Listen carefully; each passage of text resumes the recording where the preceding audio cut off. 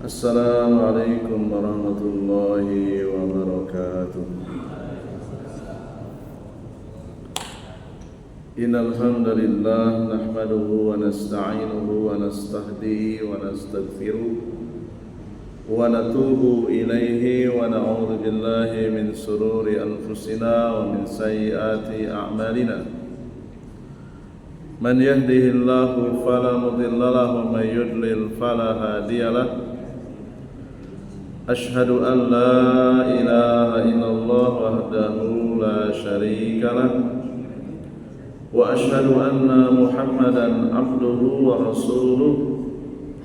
Ya ayyuhalladzina amanu taqullaha haqqa tuqatih wa la tamutunna illa wa antum muslimun.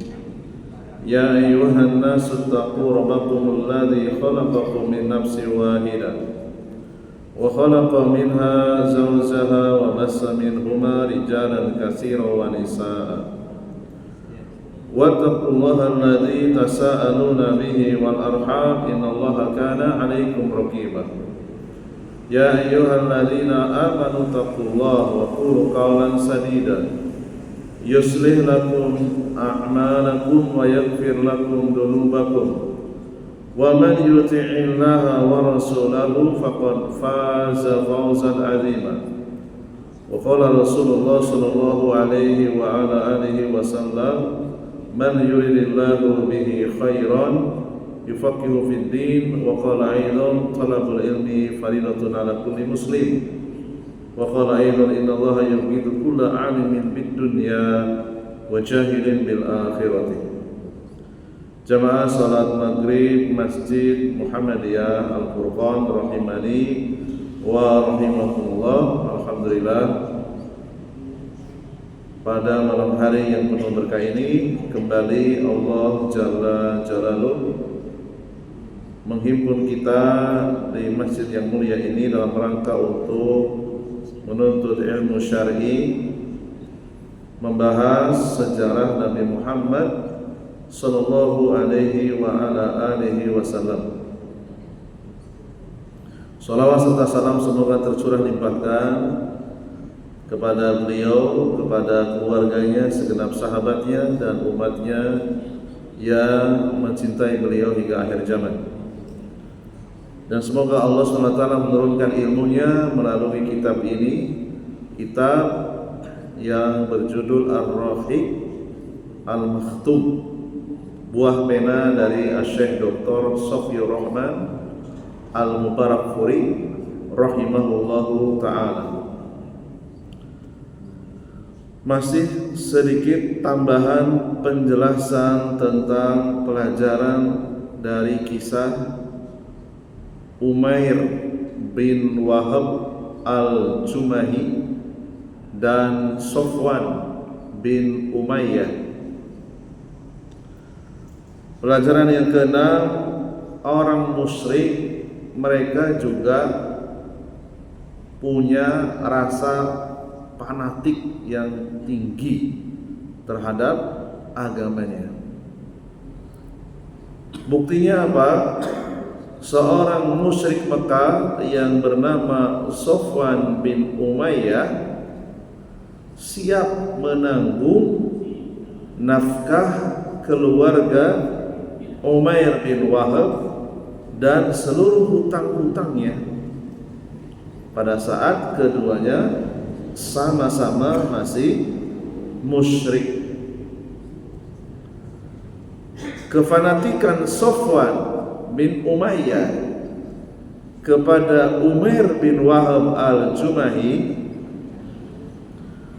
berakhir ketika Umair bin Wahab al-Jumahi pindah keyakinan dari agama musyrik pindah ke Islam.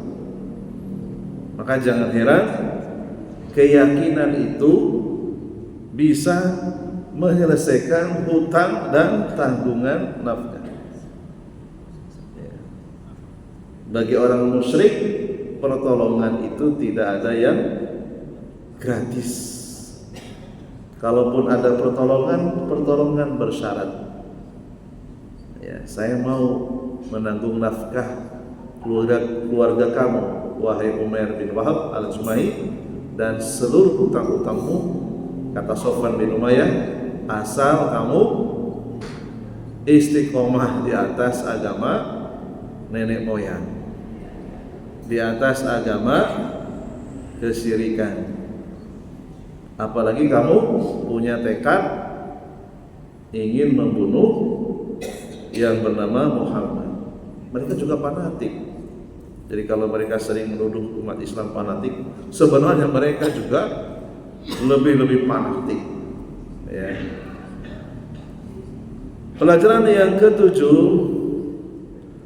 orang seperti Umair bin Wahab al-Jumahi setelah masuk Islam, tentu saja status beliau adalah sahabat Nabi, karena beliau masuk ke dalam ta'rif, masuk ke dalam definisi yang disebutkan oleh para ulama, yaitu sahabat Nabi. Was-sahabi huwa man laqiya an-nabiyya sallallahu alaihi wasallam mu'minan walau lahdatan wa mata 'alal Islam. Disebutkan dalam kitab Syarhu Usuli Sunnah karya Asy-Syaikh Profesor Dr. Abdul Aziz Ar-Razihi, yang namanya sahabat ini yang disepakati oleh para ulama. Sahabat itu adalah orang yang bertemu dengan Nabi Shallallahu Alaihi Wasallam walaupun cuma sebentar, dan dalam kondisi beriman, bertemu lalu kemudian beriman dan mati di atas Islam. Jadi syaratnya ada berapa? Ada 3, ya. Bertemu, beriman, mati dalam keadaan Islam. Walaupun seandainya sebelum mati di atas Islam pernah murtad, tapi dia tobat kembali. Ya, itu definisi sahabat. Yang namanya bertemu dengan Nabi itu tidak mesti melihat, karena ada di antara sahabat Nabi yang buta. Siapa contohnya? Abdullah bin Umi Maktum, tidak melihat, hanya mendengar saja. Maka beliau pun termasuk seorang sahabi. Sahabi itu bentuk tunggal, ya.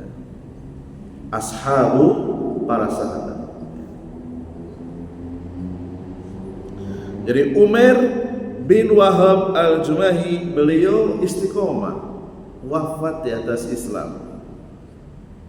Beliau wafat ketika di bawah kepemimpinan Umar bin Khattab radhiyallahu anhu saat membebaskan kota Mesir tahun ke-20 Hijriah. Ya, sahabat beliau. Dan Umar bin Wahab al-Jumahi radhiyallahu anhu, ya, karena beliau seorang sahabat, banyak berjasa kepada Islam walaupun sebelumnya sering menyakiti Rasulullah SAW. Beliau banyak mengislamkan orang-orang Quraisy Mekah, dan tentu ini adalah prestasi yang sangat tinggi, ya. Jadi sejahat apapun, Islam akan memuliakan orang-orang yang sungguh-sungguh memperbaiki diri, bertobat, apalagi dia sampai berdakwah. Ya. Allah mengangkat derajat seorang Umair bin Wahab al-Jumahi radhiyallahu anhu dengan sebab tobat dan sungguh-sungguh di dalam berdakwah.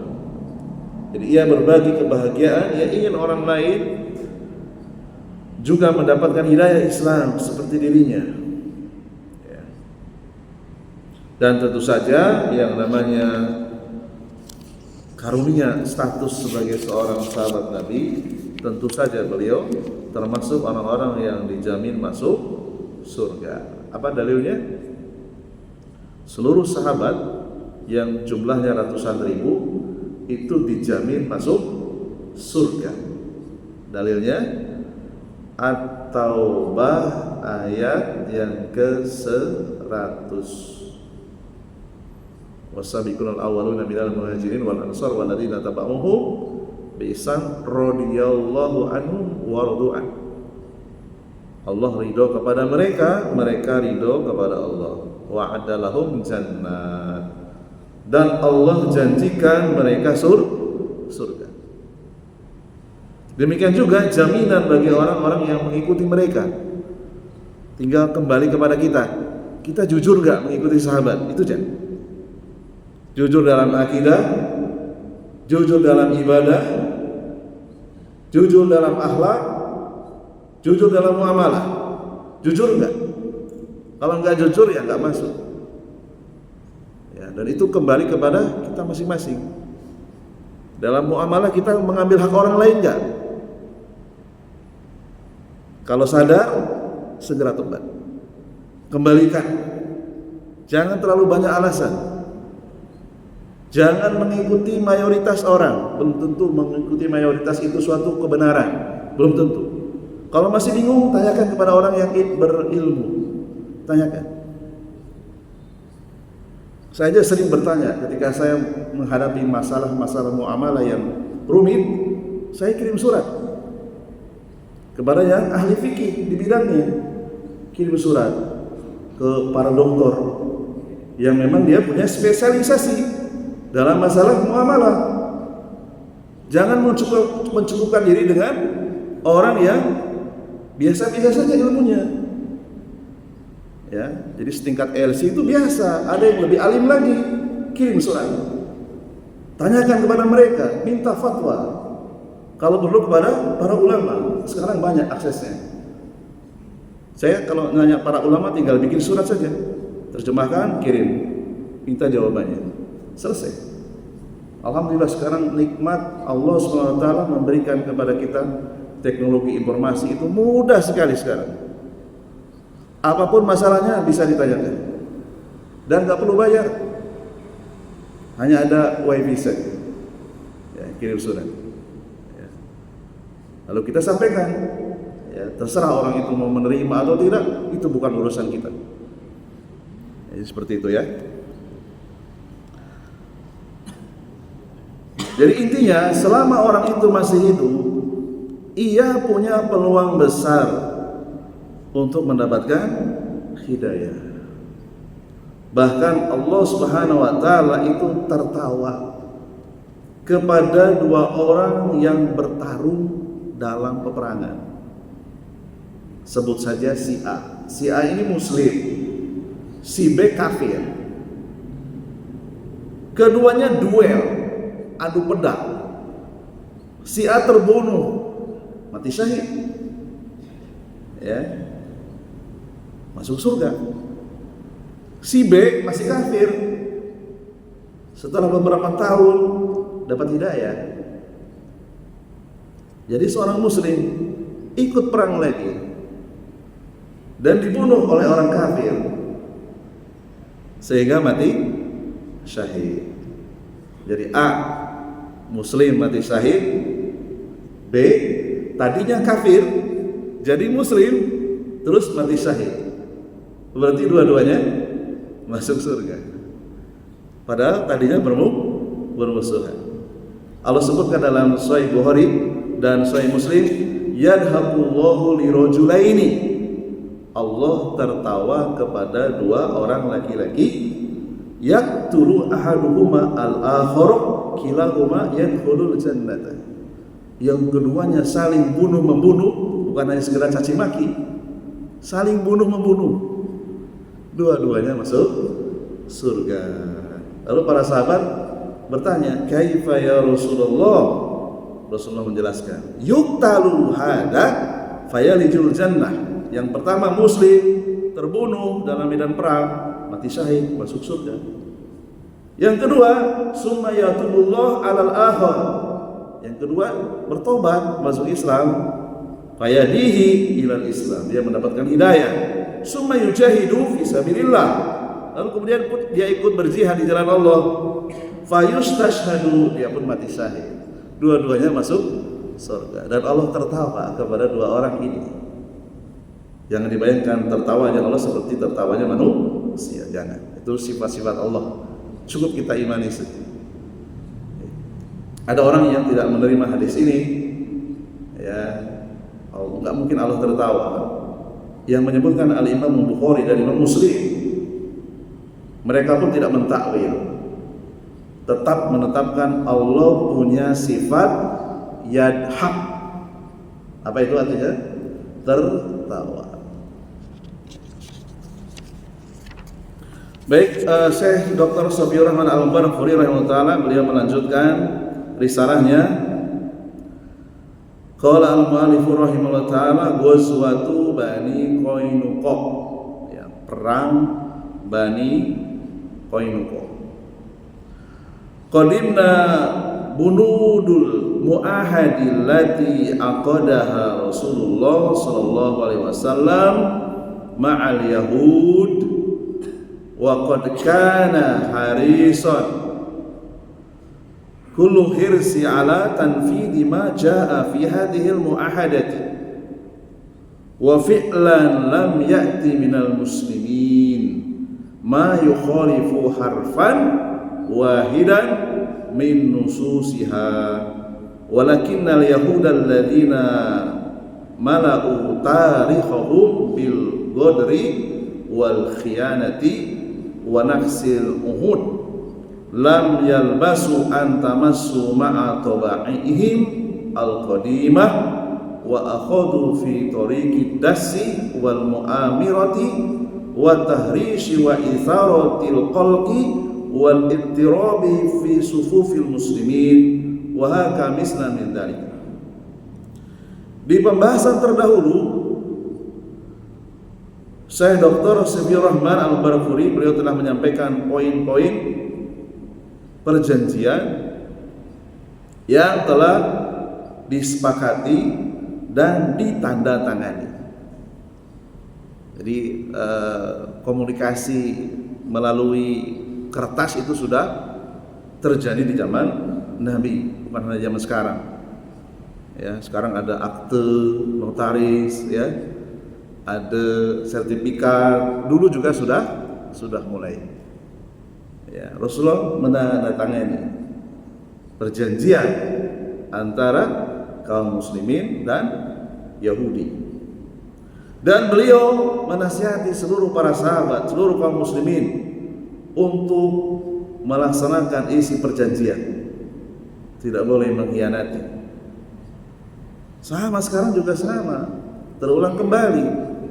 Ketika kita membuat perjanjian di hadapan notaris misalnya, gak boleh mengambil keputusan sendiri, haram hukumnya. Rasulullah dulu membuat perjanjian dengan siapa? Dengan Yahudi. Rasulullah berusaha untuk tidak mengkhianati perjanjian. Ya. Satu huruf pun dari poin-poin yang disepakati tidak dilanggar oleh Rasulullah. Demikian juga para sahabat. Ya. Jadi kita sebagai seorang muslim mestinya mewarisi Rasul dan para sahabat. Kalau sudah di hadapan akta notaris berusaha untuk tidak melanggar. Jangan kemudian ngambil sertifikat tanpa persetujuan bulan dijual, khianat itu namanya. Gak peduli mau dia seorang salafi, mau seorang ahlu sunnah, gak peduli. Dia tidak mengikuti sahabat. Jahil dia. Ya, jadi sekarang ini sulit sekali antara lisan dengan perbuatan. Banyak orang yang ngaku ahlu sunnah, tapi prakteknya nol. Ya, kita lihat Rasulullah pernah membuat perjanjian dengan Yahudi, berusaha untuk tidak mengkhianati, satu huruf pun dari poin-poin tidak ada dilanggar. Berbeda dengan Yahudi, mereka lah yang sering memperlihatkan dalam sejarah berbuat curang. Poin-poin yang sudah disepakati, mereka berbuat curang, mala'u tarikhahum bil qadri wal khiyanat. Ya. Mereka banyak melakukan pelanggaran terhadap perjanjian Nuksil Uhud, ya. Sehingga mereka tidak bertahan lama. Yang gak tahan dengan perjanjian itu watak orang-orang ya Yahudi. Mereka selalu kembali melakukan pengkhianatan, melakukan makar, thoriqid dasi, provokasi, ya. Kemudian menimbulkan keresahan, kegoncangan di barisan kaum muslimin. Saya Dr. Sofiur Rahman Al-Barakuri, beliau menyebutkan namuduju mimma kidatil Yahud, di antara contoh tipu atau kelicikan kelompok Yahudi. Qala Ibnu Ishaq rahimahullah ta'ala, marra Syasun Ibnu Qais wa kana sayhun Yahudiyan qad asa azimul kufri sadidul do'ni alal muslimin sadidul hasadi lahu ala nafarin min ashabi Rasulillah sallallahu alaihi wasallam minal Ausi wal Khazraj fi majlisi qad jama'ahum yatahaddasuna fihi faghadahu ma ra'a min ulfatihim wa jama'atihim wa salahi dhati bainahum 'ala al-islam ba'da alladhi kana bainahum min al-adawati fil jahiliyah. Ibnu Ishaq, seorang ahli sejarah Islam, beliau menceritakan di Madinah ini, ya, seorang Yahudi yang sudah tua, sudah sepuh. Kalau sekarang mungkin sudah pensiun lah gitu ya, kira-kira 60 tahun lebih lah, ya. Namanya Syas bin Qais. Syas bin Qais ini adalah dedengkot, ya, tokoh lah gitu ya. Kalau di yayasan itu ya pembina lah gitu, ya. Adimul kufri, tokoh kekufuran, ya. Syadidul dogni, orang yang punya rasa dendam yang sangat tinggi kepada kaum muslimin. Syadidul hasadillah, ya, orang yang punya rasa dendam, rasa dengki ala nafari min ashabi Rasulillah, kepada para sahabat Nabi yang ada di Madinah, yang asli Madinah, yaitu dari suku Aus dan Khazraj, ya. Dengki ketika melihat mereka berkumpul, ya, ngobrol santai, ya. Si Yahudi ini yang bernama Syas bin Qais marah, ya. Kenapa kok mereka ini sekarang akrab gitu ya? Kenapa mereka sekarang akrab? Ya. Mereka sekarang di atas agama yang sama, di atas akidah yang sama, yaitu Islam. Dulunya padahal mereka bermusuh-musuhan, gitu ya. Maka berkatalah si Yahudi Syas bin Qais ini, ijtama'a mal'u bani qailata bihadil bilad la wallahi ma lana ma'ahum idza ijtama'a mal'uhum biha min qaror. Kurang ajar ini ya, gitu kata Syas bin Qais. Bani Qailah, yaitu dari suku Aus dan Khazraj, sudah bersatu sekarang. La wallahi, demi Allah tidak boleh terjadi. Ya bayangkan ya, orang Yahudi kalau kesal itu zikirnya dengan menyebut nama Allah. La wallahi, ya. Aneh ya. Jadi orang Yahudi karena terpengaruh kultur Islam yang ada di Madinah dan bahasa Arab, itu kalau kesal berkeluh kesah itu dengan berzikir menyebut nama Allah. La wallahi. Artinya apa? Mereka juga bertauhid rububiyah. Ya. Mereka mengenal Allah SWT, tapi dari sisi rububiyah saja. Ya. Kemudian dia mengatakan, ya, malana, kita tidak bisa lagi. Ya, mereka bersatu seperti ini, kita tidak bisa mendikte mereka, kororit, ya, tidak bisa mendikte mereka. Lalu kemudian kejengkelan Syash bin Qais dia lampiaskan kepada seorang pemuda, ya, pada seorang pemuda yang ikut bersamanya, ya.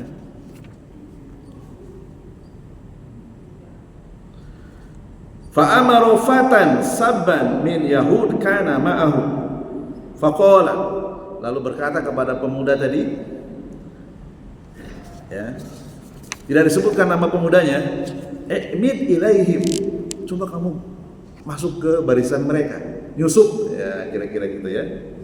Fajlis ma'ahum, kamu duduk bersama mereka, ya, jadi mata-mata lah gitu, ya.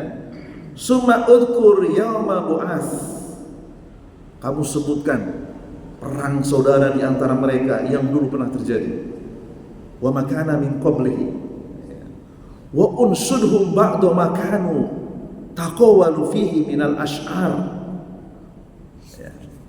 Fa fa'ala fatakallama al-qaumu inda dhalik wa tanazza'u wa tafakharu hatta tawathaba rajulani minal hayyaini 'ala ar-rukbi fataqawala. Summa qala ahaduhuma li sahibihi in syi'tum radadnaha al-an jada'ah. Si Syash bin Qais ini menyuruh pemuda tadi, ungkitlah kembali peperangan yang pernah terjadi di antara mereka. Kemudian bacakanlah syair-syair, unsud. Kita sering mendengar nasid, ya, nasid itu berasal dari kata unsud.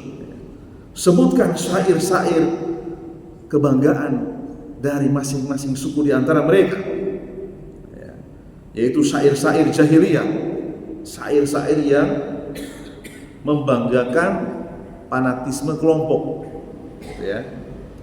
Lalu kemudian pemuda tadi mengikuti arahan dari Syash bin Qais. Lalu kemudian tidak berapa lama para sahabat dari suku Aus dan Khazraj takallama, adu mulut, ya, cekcok, tanaza'u, tafakhuru, saling berbangga-bangga menyebut keunggulan sukunya masing-masing. Akhirnya betul, dua kubu sahabat dari suku Aus dan Khazraj melesat ke atas kuda, kemudian saling berbantah-bantahan, ya. Keduanya saling menantang untuk berperang dan terpancing emosi di antara kedua kubu. Ya, mereka mengatakan,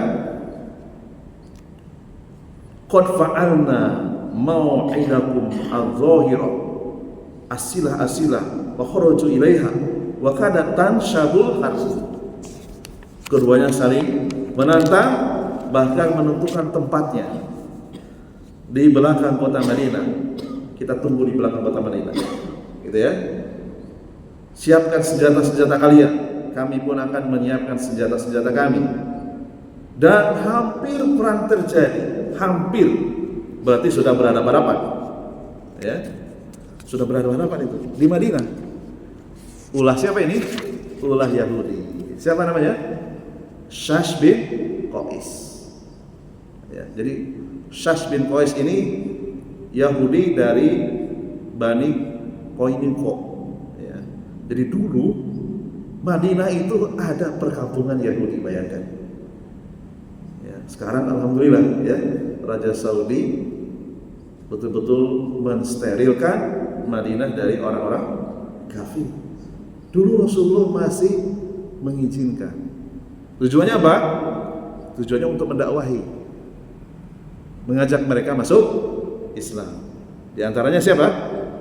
Abdus Salam, Abu Hurairah, itu dari Yahudi. masuk Islam. Ya, tapi sedikit, nggak banyak. Ya. Babalagha dzalika Rasulullah sallallahu alaihi wasallam fakharaja ilaihim fi man ma'ahu min ashabihi al-muhajirin hatta ja'ahu faqala. Kedua kubu yang hampir berperang ini beritanya cepat sekali sampai kepada Rasulullah. Tentu saja ada yang melaporkan, ya. Lalu Rasulullah mendekati mereka ditemani sahabat muhajirin, yaitu sahabat yang berasal dari kota Mekah. Rasulullah mengatakan, berpidato di hadapan kedua kubu, ya ma'sarul muslimin, Allah abidahwil jahiliyah wa ana baina adhaukum ba'da an hadakumullah lil Islam wa akramakum bih wa qata'a bi ankum amrul jahiliyah wa astanqadakum bihi minal kufri wa alfi baina qulubikum wa alafa baina qulubikum. Wahai kaum muslimin, takutlah kepada Allah, takutlah kepada Allah. Beliau mengucapkan 2 kali. Ini menunjukkan taukid, ya, dalam bahasa Arab. Kalau diulang lebih dari 1 kali, itu menunjukkan taukid, namanya penegasan. Abidah wal jahiliyah wa ana baina adharukum.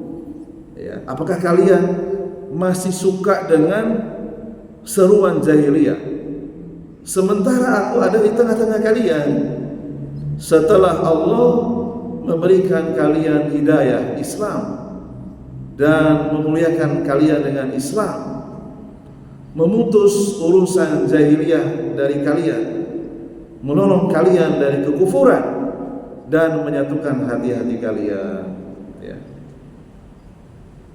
Fa'arafal qaumu annaha nazghatun minasyaiton wa kidun min aduwwihim fabaqau wa anaqur rijalu minal ausi wal hajraj ba'dahum ba'dah summan sarafu ma'a Rasulillah sallallahu alaihi wasallam sami'ina muti'ina qad atfa Allahu anhum kaida aduwillahi Syash bin Qais.